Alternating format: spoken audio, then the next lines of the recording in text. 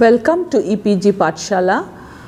I am Shuchandra Ghosh, Professor, Department of Ancient Indian History and Culture, University of Calcutta. The subject is Indian culture and the paper is Social and Cultural History of India. Today I will be discussing with you influence of foreigners in Indian culture. Now when we talk about foreigners, actually we are talking about three groups. For example, the Greeks, the Shakas, Pahlavas and the Kushanas. And it is important for us to study the impact and also the interactions that we had during their rule in the Indian subcontinent. We have to remember that in early period there were no frontiers. So people from the north of the Hindu Kush were easily coming to meet the people of the south of the Hindu Kush. So it is a region, saw frontier, but there were lots of passes and there was continuous movement and migration between people. So naturally when people were meeting each other, so their culture and our culture met and there were a kind of a cultural acculturation, or in some cases there were influences. The importance of studying this is that we are actually trying to understand what happened when the two groups or the foreigners met the Indians and how each of us gained from this interaction. During the post-Mauryan period, that is from the period from 200 BCE to CE 300, as I mentioned earlier, groups comprising the Bactrian and the Indo-Greeks, the Shakas or the Indo-Scythians, the Indo-Parthians and the Kushanas were ruling in northwestern part of the Indian subcontinent. The Kushanas, however, extended the rule to the mid-Ganga plains for a brief period, and that we learn from the Rabatak inscription of Kanishka, where it is said that he ruled regions till Champa. As all these ruling groups ethnically did not belong to the Indian subcontinent, they earned for themselves the appellation foreigners. The terms by which these foreigners were referred to in Indian literature were Yavana, Shaka, Pahlava and Kushana. So you can see that Shaka, Pahlava and Kushana are ethnic names, but Yavana was a generic name and it signified initially the Greeks, and later on at one point of time all the foreigners were known as Yavanas. Since they ruled in India for a pretty long time, it is natural that their rule would have some kind of impact on the cultural life of early India. Now let us talk a little bit about how the texts from particularly the Brahmanical texts, how did they look at these foreigners? What kind of information that we have regarding these foreigners in these texts? The information is very little, and we find that the attitude was very ambivalent. First, these foreigners were socially excluded, but gradually when there was interaction and some of the ideas and knowledge were accepted, they were ultimately incorporated in the society. So we have reference for the Yavanas being in the beginning Satsudras, which means that their utensils could be used, but they were not within the fourfold Varna system. But later on we find that they were elevated to the position of Bhratya Kshatriyas.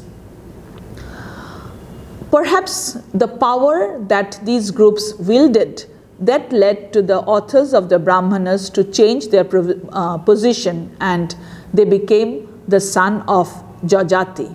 But the term Bhratya shows that they were not incorporated in the fourfold Varna system.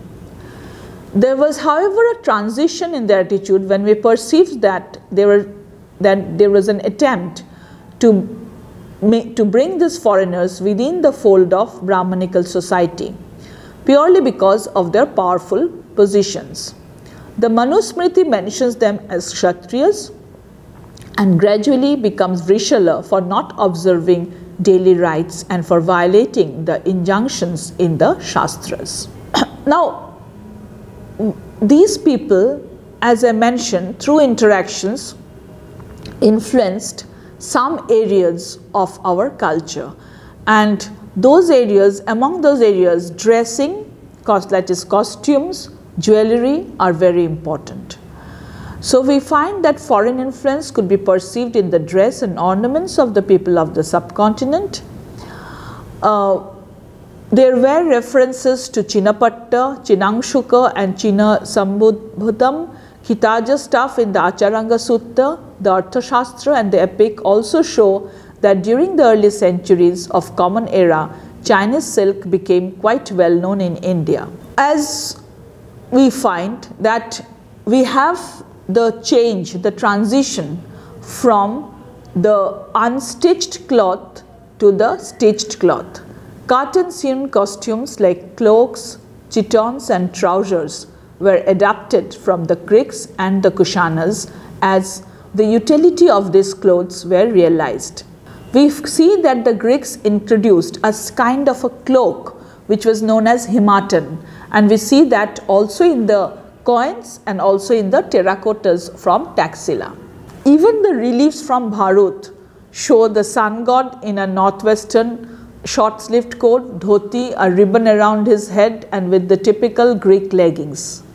Several types of caps were introduced by these foreigners. Indians used generally ushnisha or turbans. The kilt and the tightly worn dhoti that we normally see that was described in the text soon gave place to the Scytho-Kushana trouser.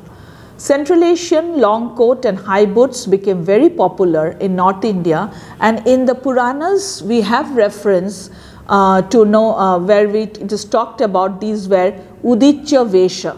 The tunic and trouser were adopted by the Indian rulers also. So we have coins where we find that Chandragupta I and his son Samudragupta is seen in their coins in tight breeches and bead decorated coats. Long coat called Kanchuka was in fashion. Even when much later, when we read Bana's Harsha Charita, we find that he writes that Harsha was wearing a Kanchuka. So these coats, jackets, use of stitched clothes became very functional and so were used by the people in the Indian subcontinent. Among the caps, there were several types, and if we look at the coins, we find the different kinds of helmets were also be there, headgears. The high conical headgear worn by Vasudeva in many of his coins, Vasudeva is a later Kushana ruler, appears with his variant on several heads found in the Mathura region. The caps generally seen to be wearing by Persians became very popular, and I will show you some pictures where you can see this. So look at this. This is the headgear of Vasudeva, and this has been found in some sculptures. Then if you look up this painting from Ajanta, then you can see that the type of cap that is being painted, it is not a cap which was worn by the Indians. So it was a cap which was used by the foreigners, and this type of cap became common in the Indian subcontinent, the Western Deccan. So after cap or dresses, another area where the foreigners or the Greeks, the Shakas or the Kushanas had some kind of their control or influence was the art of coiffure, that how do you dress your hair. Foreign hairstyles were adopted by fashionable ladies of the court and even by the nobilities. The female figures from Mathura and Sanghol show rich and diverse hairstyles which had influence from the West. There are two distinct foreign type of coiffure that came to India. One is the alaka, in which masses of curled hair are arranged in wig-like fashion, which was specially in vogue among the menfolk.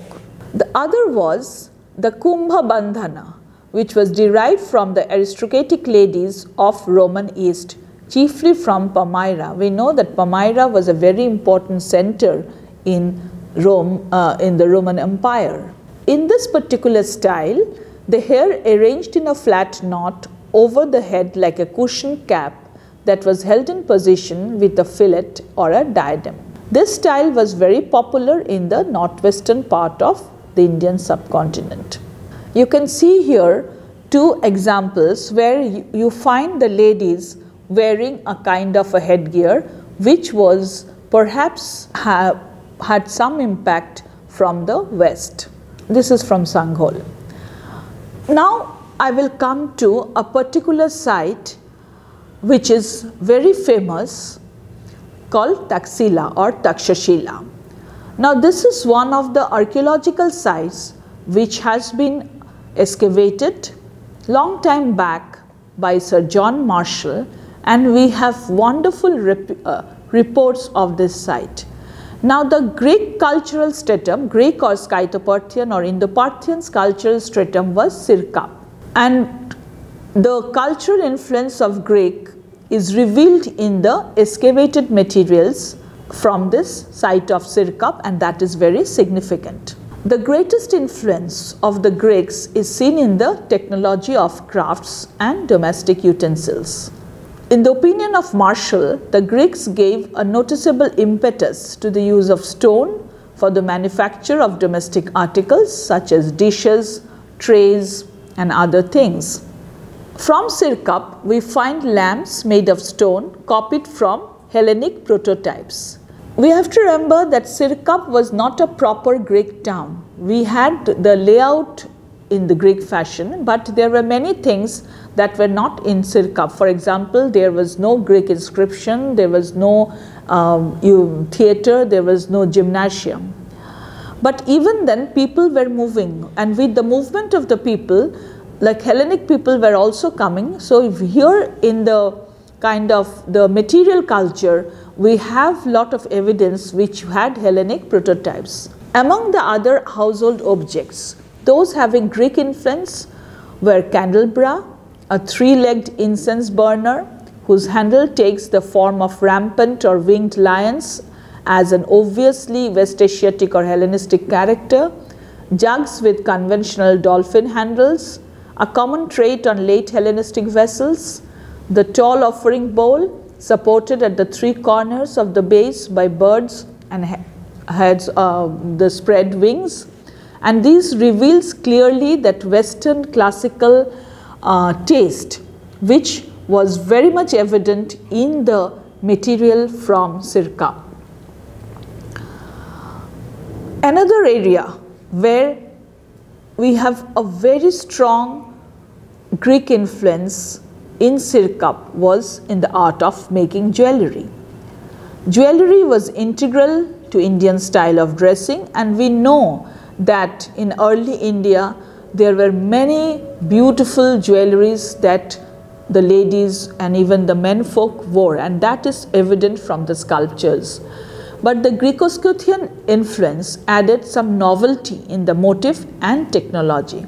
For example, if we take the technique of granulation and filigree, which are seen in the ornaments discovered from Sirkap, we now know that the filigree from Orissa is very famous, but its origin goes to the Hellenistic period. The technique of granulation, that is the decoration of a gold surface with fine granules, was known in Greece and the Near East from a long time, and this technique was brought in Sirkap through the agency of artisans who were always moving from one place to another.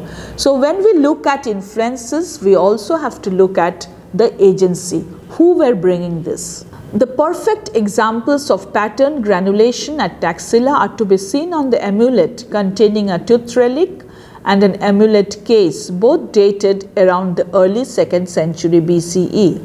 The art of filigree, how it is done? It is effected by a soldering fine wire to the surface of the metal, the wire being either plain, twisted, plaited into a chain or beaded.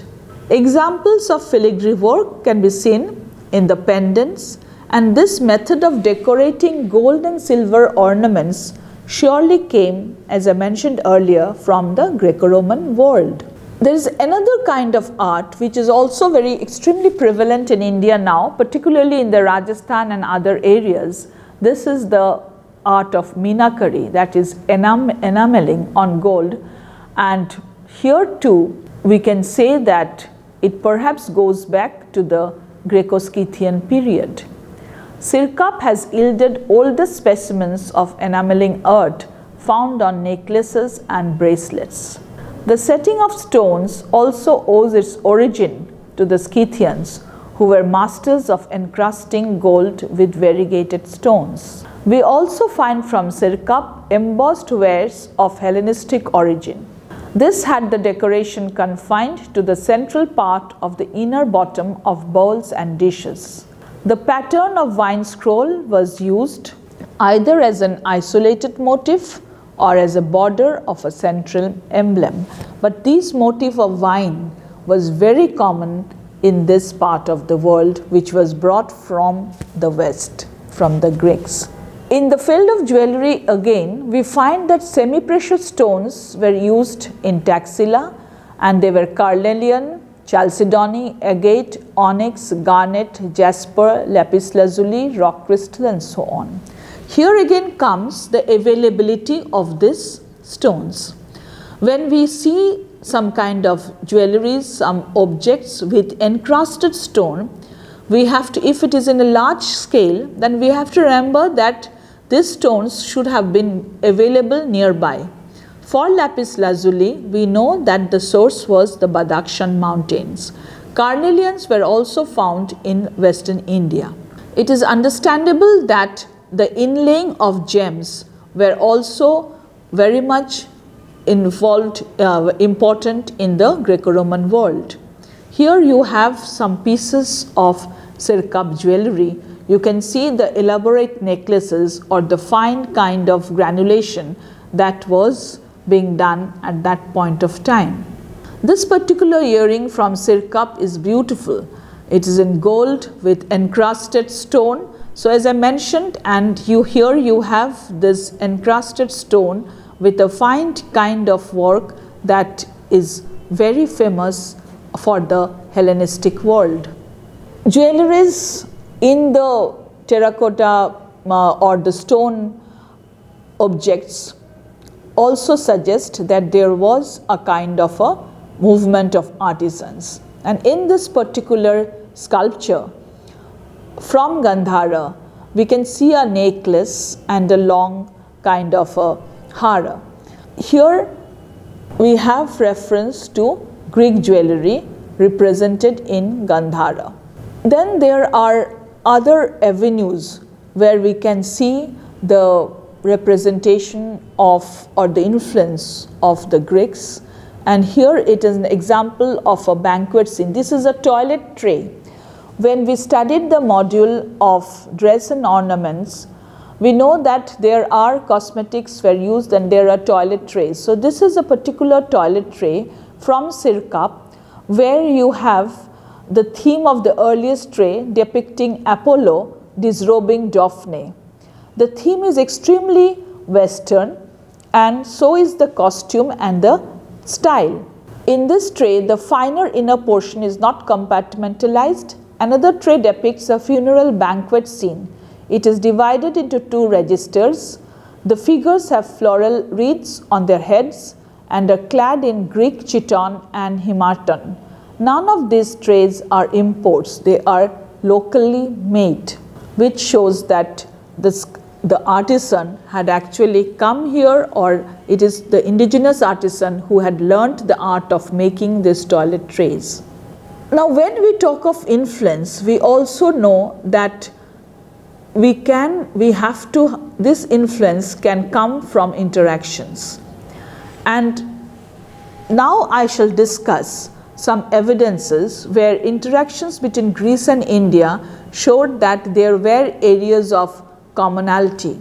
We have striking similarity between the appearance of Heracles fighting with the horse of Diomedes and the representation of the Puranic legend of Krishna killing the demon Keshin in the form of a horse. Along with Krishna Heracles, we also have myths which bear similarity between Dionysius and Shiva. That Hellenistic elements also percolated in the art of Bengal can be seen from a motif depicted in the terracotta seal found from Chandraketugarh. Now, the fact is that Heracles and Krishna, these are the two gods. Originally, they were heroes turned into deities, and these two gods had some labors to function, and among these labors, for Heracles, we have Heracles killing the horses of Diomedes, and for Krishna, we have the representation of the Puranic legend of Krishna killing the demon horse Keshin.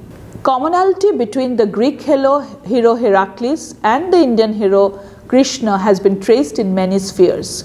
It began with Megasthenes when he wrote as early as the 4th century BC that the Sorosenoi, that is the people of the Mathura region, held Heracles in special honor, for there is no doubt that Heracles was the Greek analog of Vasudeva Krishna. The dress which Heracles wore, Megasthenes tells us, resembled that of the Theban Heracles. It is interesting that there is a striking similarity between Heracles' 8th labor, that is combating with the mares of Diomedes, and the Puranic legend of Krishna killing the demon Keshin in the form of a horse. It is one of the numerous legends about Krishna's childhood exploits. Heraclean themes have been used in the Mahabharata also in a systematic and a very creative manner. You can see here, this is a stone, weight stone from Gandhara, where we have the famous Krishna Keshin legend represented. And here the Krishna is represented in the boy form, because in the legend it is said that it was a boy Krishna who actually defeated and killed the Keshin, the demon Keshin in the guise of a horse. The earlier one was from an early period from Gandhara, as I mentioned, and this one is from the 9th century. It is from Paharpur in Bengal. But here also the same legend is being represented, and you have the boy Krishna here too. The other area where we have a kind of an interaction sphere is between Dionysus and Shiva. When the Macedonians arrived in India, they were led in the true Greek fashion to identify Shiva with their own Dionysus. This tradition got a new lease of life with Alexander's invasion. It is said that when Alexander came into the Indian subcontinent, there was this group in Nisa who went and told Alexander that Alexander should not kill them because they were the successors of Dionysus. The task was further made easier because, like the task of identifying Dionysus or Dionysus's presence in the northwest, it was stated in the Euripides that Bacchus, the other name of Dionysus, had made extensive travels in the east. The followers of Shiva, like those of Dionysus, indulged in wild revelry with music, dance, and loud noise. Shiva's followers are also said to have behaved in a very wild and fashion and uproarious manner. Another area of commonality is both Shiva's and Dionysus's association with snakes. The Mahabharata and the Harivansha describe his figure as entwined with snakes, and in iconographic representations, snakes are always seen coiling around his body. According to Apollodorus, Dionysus turned the Tyrrhenian ship's masts, sails and oars into snakes. An important connection of the cult of Dionysus with that of Shiva was also the worship of the phallus as the god's emblem, which was carried on in all Dionysiac procession. From this is a very interesting picture where you can see that pyxis with the triumph of Dionysus in India, and this shows the march of Dionysius, who came from Thrace to India and settle there. So Dionysius and Shiva could easily be actually understood from this point of view. Again, when we move into Shiva, we find that his habitat is in Mount Mujavat, where we have an abundance of the Shoma plant, from which an intoxicating drink could be prepared. Shiva is also represented with the moon, that is Shoma, on his head, and his followers are said to be indulging in intoxicants, and finally, in the post-Puranic literature, he is shown as addicted to drug, and his cultic worship was cannabis indica as a ritual ingredient to be offered and partaken. So there is commonality between these two. Like Shiva, Dionysus too was associated with drinking wine. It was in Phrygia that Dionysus discovered the vine and taught men to make wine from it. Such goes the story. Orion quotes Megasthenes while saying that Dionysus introduced the use of wine among the Indians as he had done among the Greeks. So this is a banquet scene which again shows Dionysus and Ariadne, and he is actually enjoying his wine. Now this development in the development of the mythology of Dionysus, myths around Shiva played a great role. In the case of Shiva and Dionysius, we have seen that their earlier prototypes belonged to the Indo-European group, while the later syncretist Hieropany belonged to the autochthonic category. Shiva had developed new traits earlier than Dionysius, who seems to have imbibed them during his eastern sojourn. So Shiva was already there in East, Dionysius came, and so there were interaction, and some of the traits of Shiva was perhaps imbibed by Dionysus. What is interesting is that Dionysus, the god of wine, inspired many Buddhist artists of Central Asia and Gandhara. This god of ecstasy and intoxication perfectly exemplifies the composite iconographies that resulted from cultural interactions with the Hellenistic world. Judging from the archaeological findings also, this god was particularly popular among the Greeks and Scythians. Now we are moving to another motif which shows a Greek influence, and this motif is from Bengal. We know that Hellenistic elements percolated in the art of Bengal, and this particular motif is found in a seal which is made of terracotta from Chandraketugarh. The motif under discussion is that of a nude bearded male figure seated on a rock in a reclining posture. His left hand rests on the rock while his right hand is seen holding some object in akimbo, and you will see the picture now. A close look at this male figure instantly reminds us of a very popular representation on the coins of the Bactrian Greek and Indo-Greek rulers like Euthydemus, Agathocles, Antimachus, etc. Thus, a well-known Greek motif, of course with modifications, was found represented on the object from Chandraketugarh.